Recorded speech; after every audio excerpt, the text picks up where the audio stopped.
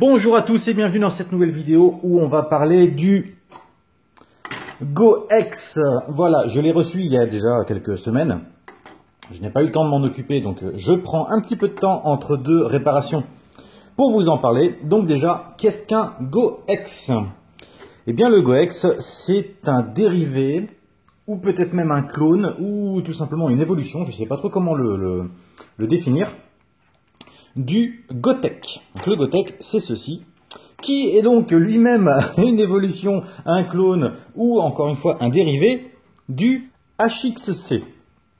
Alors, faisons un peu d'histoire. C'est dommage, j'ai pas encore mon ancien HXC qui était un HXC USB. Donc en fait, on branchait ça dans l'Amiga, sur le port disquette. On avait un port USB qu'on reliait au PC. Et via un petit programme, on pouvait transférer les ADF. Enfin, c'était pas les ADF à l'époque, c'était les XFE, je crois, directement via le HXC. Bon, là, on est sur la version carte SD, donc certainement la plus répandue. C'est un produit qui a été conçu par Jean-François Del Nero. Et celui-ci avait été produit par Lotarec. Donc là, l'idée, c'était de brancher l'alimentation, le lecteur de disquette via sa nappe sur la carte mère. On mettait une carte SD qu'on avait préalablement configurée sur le PC. Et ensuite, on faisait défiler les HFE via le petit bouton qui est là. Voilà, donc ça, c'était une véritable révolution dans le monde Amiga, Atari, enfin, tout ce qui utilisait des lecteurs de disquettes, surtout en musique aussi, sur les claviers de type orgue. Et par la suite, on a eu celui-ci qui est arrivé, qui a eu l'avantage d'utiliser exactement la même technologie, par contre avec une clé USB, donc c'était beaucoup plus simple pour pas mal de personnes, puisqu'on a plus souvent de ports USB sur un PC que de cartes SD. L'avantage aussi, c'est qu'il lisait directement les ADF. Donc, je rentre pas dans les détails, hein, je fais vraiment, je survole en fait la fonction. Mais en fait, on pouvait mettre directement les ADF sur une clé USB et par le même menu que le HXC, on choisissait sur quel ADF on voulait booter. Et bref, avec les boutons, on faisait défiler, monter, descendre. Voilà, donc il y a eu tout un tas de petites améliorations. Le Gotek est livré dans un boîtier type boîtier externe de lecteur de disquette. Alors pour mettre en façade ou dans un lecteur externe, c'est très pratique. Comme on peut le voir sur cette merveilleuse machine qui est le CDTV.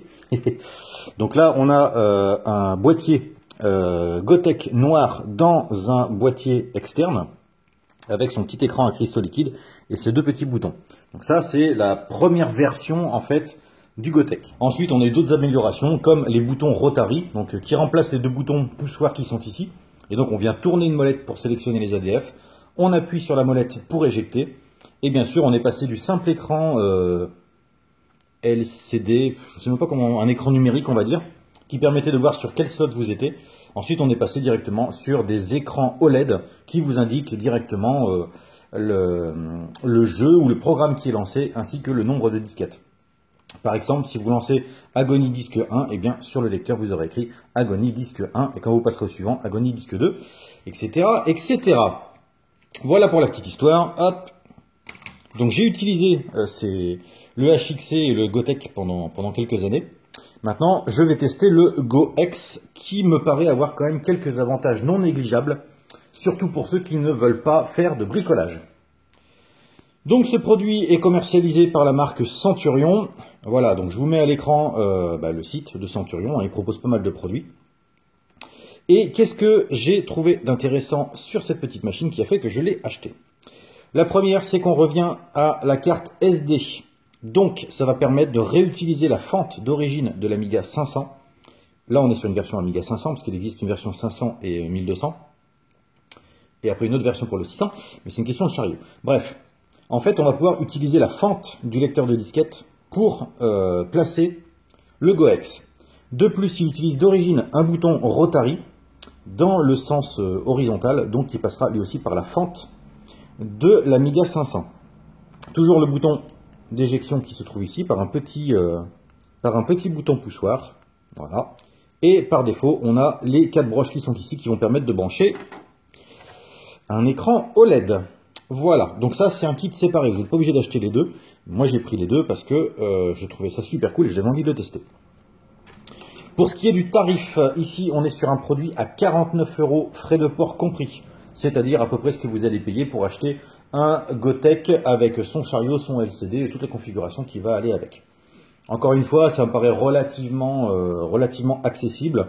Il faut savoir qu'un lecteur de disquette d'origine reconditionné, vous en avez pour 25 € hors frais de port. Et vous n'êtes pas sûr qu'il vous dure très très longtemps. Donc maintenant, tout le monde passe un peu au système ADF ou HFE, XFE, je ne sais plus. Mais voilà, on va dire que le lecteur de disquette, c'est bien pour les collectionneurs, mais pour ceux qui veulent jouer et se servir de leur machine, c'est quand même beaucoup plus intéressant. Ce qu'il va nous falloir pour le montage. Hop, donc ça, on le met de côté. Tac. C'est un... moi j'ai pris un adaptateur micro SD vers SD, mais une carte SD suffira. Là j'ai pris 2 Go, ça suffira largement. Il va vous falloir un kit de visserie classique pour fixer le lecteur de disquette. Et si vous avez l'occasion de récupérer ces petits Treos, ça va vous être très utile puisqu'on va les utiliser tout simplement ici. Voilà. Tac, on va les mettre maintenant. Et elles vont servir de fixation supplémentaire.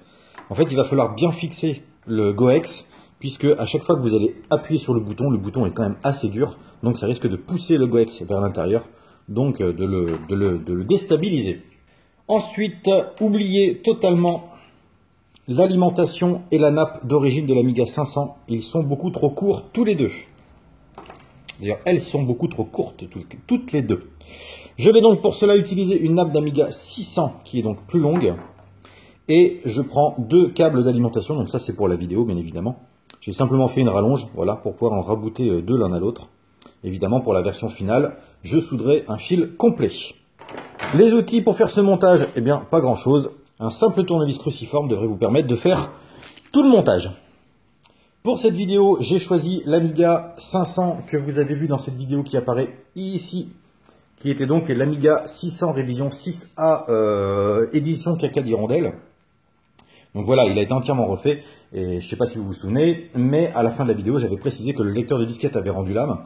Il a remarché après, mais il bafouille, on va dire. Bon, moi, ça ne m'intéresse pas du tout. Comme c'est une machine que j'ai l'intention de revendre, je veux qu'elle soit refaite intégralement de manière fonctionnelle.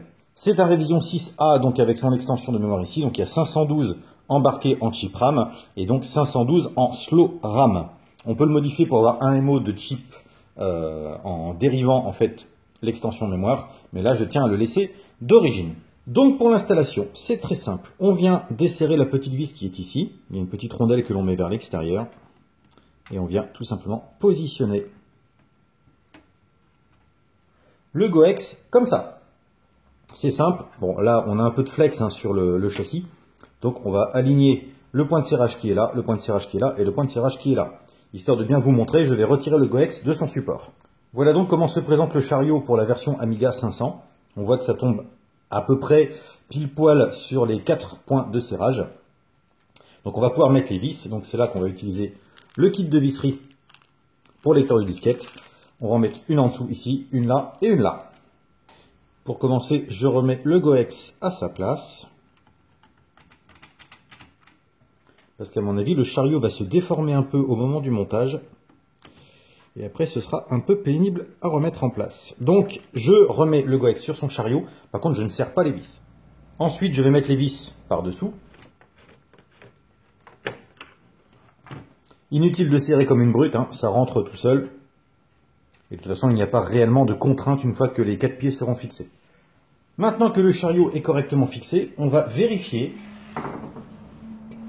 que l'on peut refermer la boîte sans avoir à intervenir sur l'alignement du Goex par rapport au châssis. Pour ça, on ne va pas serrer la vis de réglage qui est là, puisque c'est elle qui permet d'avoir un petit peu de réglage, quelques millimètres, pour bien aligner le lecteur de carte SD. Alors, je vais le découvrir en même temps que vous, parce que je ne l'ai pas encore fait. Est-ce que ça se met parfaitement droit? Eh bien, je dirais que oui. Je dirais que oui, puisque la coque supérieure est bien enfoncée partout. Et voilà ce que ça donne de côté. Donc là, la coque est bien enfoncée. On voit qu'elle est parfaitement alignée. Le rotary est parfaitement accessible et il se situe pile poil dans le renfoncement, donc ça passe très très bien. Maintenant, pour ce qui est de la carte SD, je dirais peut mieux faire. Bon, ça passe, ça c'est pas un souci. Mais en fait, on pourrait mettre une petite rondelle pour recaler par en dessous.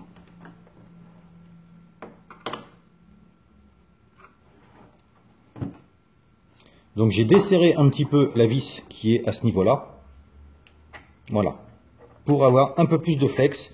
Mais très franchement, c'est au dixième de millimètre. Je pense qu'une rondelle de 2 dixièmes,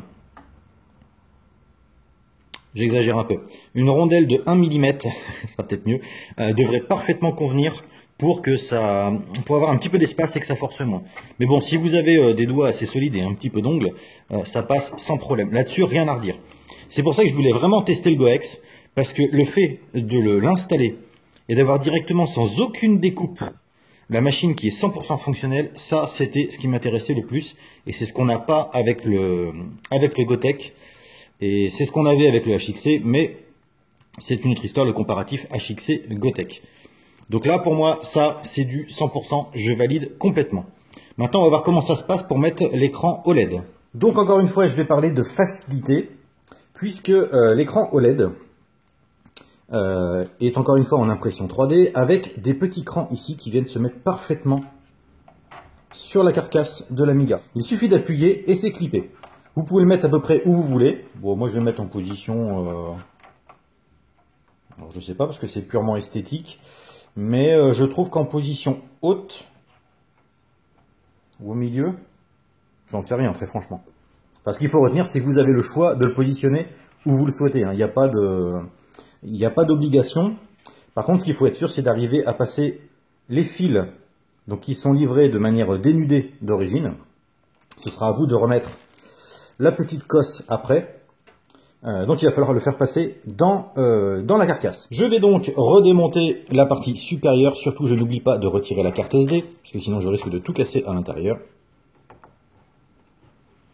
Hop, allez, les picots qui ne sont jamais simples à faire sauter.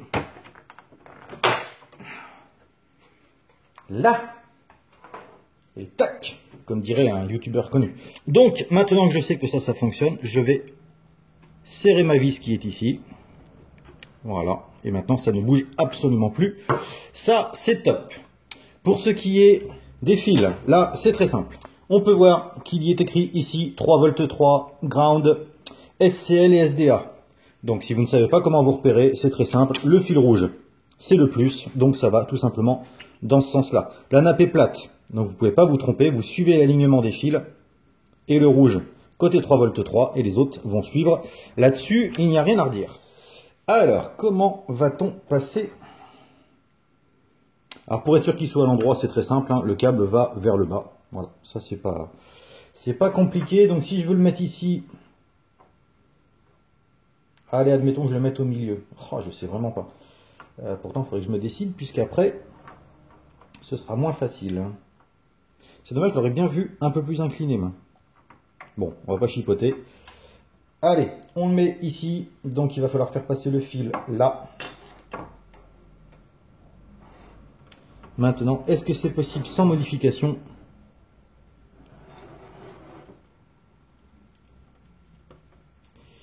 Sans modification, eh bien je dirais oui, mais non. Parce que là, j'ai beau essayer, eh ben ça passe pas. Alors, j'essaye de bidouiller, voir comment faire. Je vous reprends tout de suite. Bon, alors ça pourrait passer, mais le problème c'est que il faudrait pousser avec au moins quelque chose de métallique, au risque d'écraser les fils. Donc, on va être obligé de faire quand même une petite modification. On va essayer de la faire le plus simple possible. C'est-à-dire qu'on va essayer d'enlever un petit peu de matière à ce niveau-là, juste là. Voilà, pour laisser passer les cosses et puis les tirer au fur et à mesure, les unes après les autres. Donc avant tout, il faut être sûr de savoir où est-ce que je vais vouloir faire passer le fil. Si moi, je choisis de le mettre au plus bas, c'est-à-dire ici.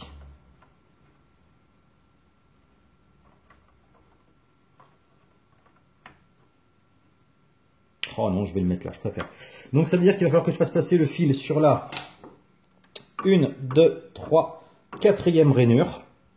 Donc 4e rainure. Hop, si je retourne la boîte... Ça nous amène ici. soit une découpe là. En fait, il faudrait retirer juste cette partie-là. C'est pas grand-chose. Je pense qu'avec une lame simple ou avec un cutter, ça devrait y aller. Bon, je le fais pas à l'Opinel, hein, mais l'idée est là. Donc, je vais d'abord retirer un petit peu de matière. On va y aller petit à petit, hein. Je vais essayer de zoomer. Voilà, j'enlève juste un petit peu de matière. Tac. Et ensuite, je vais faire une entaille. Alors ça, vous pouvez le faire avec votre cutter, ici. Ça va permettre, en fait, de ne pas aller trop loin quand vous allez essayer de couper. Sinon, vous risquez d'entamer la coque ici.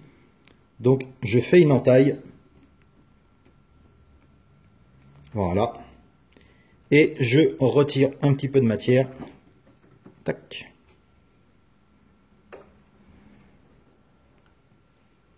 Et voilà ce que j'obtiens. Hop. Et voilà ce que j'obtiens une fois terminé. On a à peu près la taille de la cosse. Et c'est très peu visible. Voilà, on voit que c'est visible quand même. Mais franchement, ça passe. Donc j'en ai profité pour réarrondir un petit peu le trou pour que ce soit plus propre. Donc on sait que ça va se brancher dans ce sens-là, c'est-à-dire le rouge vers la gauche. Donc on va prendre la première cosse. On fait passer et on tire. Deuxième cosse.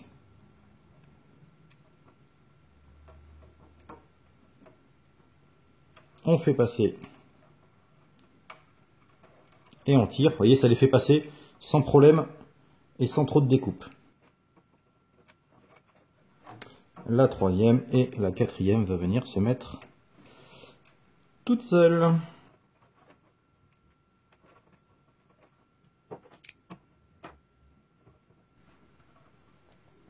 Et voilà, les 4 fils sont passés avec un minimum de découpe. On va le maintenir et tirer les fils par l'intérieur.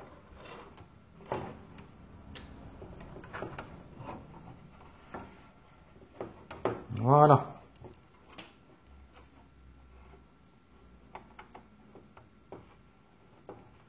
Et maintenant, je n'ai plus qu'à bien le caler vers la droite.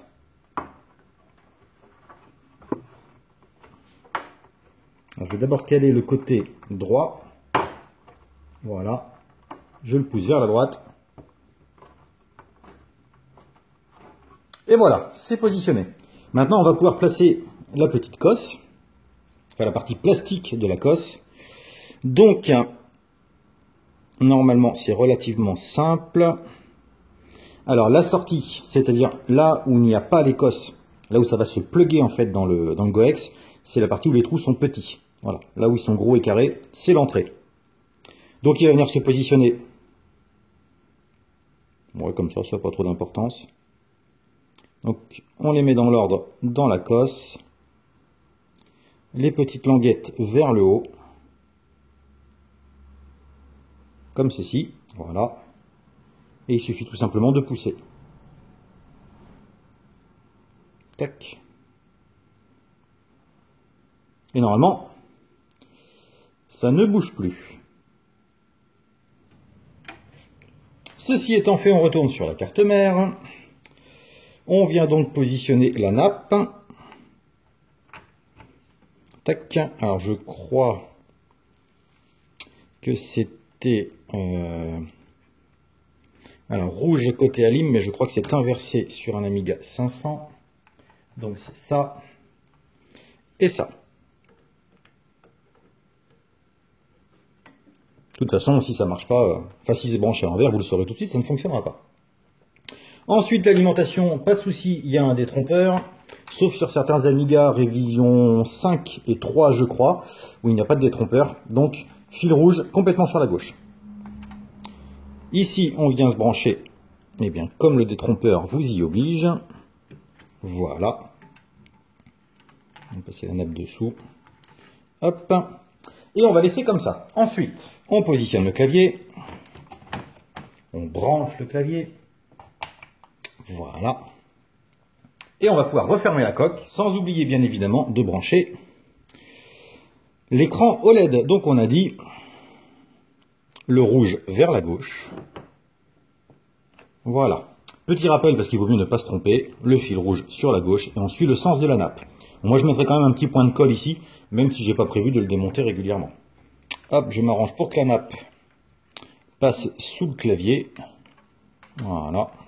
J'engage d'abord du côté du Goex. Et voilà, mon Goex est installé. Le OLED est installé lui aussi. On va lui mettre sa petite carte SD et on va passer dans l'atelier pour voir ce que ça donne. Allez, c'est parti pour la mise sous tension.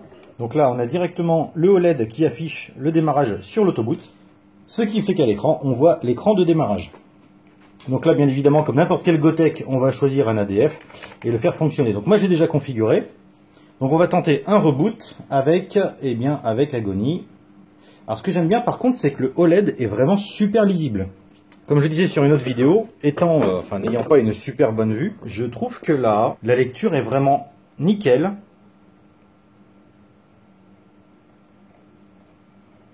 C'est super propre et comme on l'a vu, il y a très peu de modifications à mettre en place. Donc on va lancer l'Agony disque 1. Je pense qu'il va falloir rebooter pour que ça le prenne en compte. C'est ça, donc on voit bien qu'on est sur l'Agony disque 1, on voit le chargement.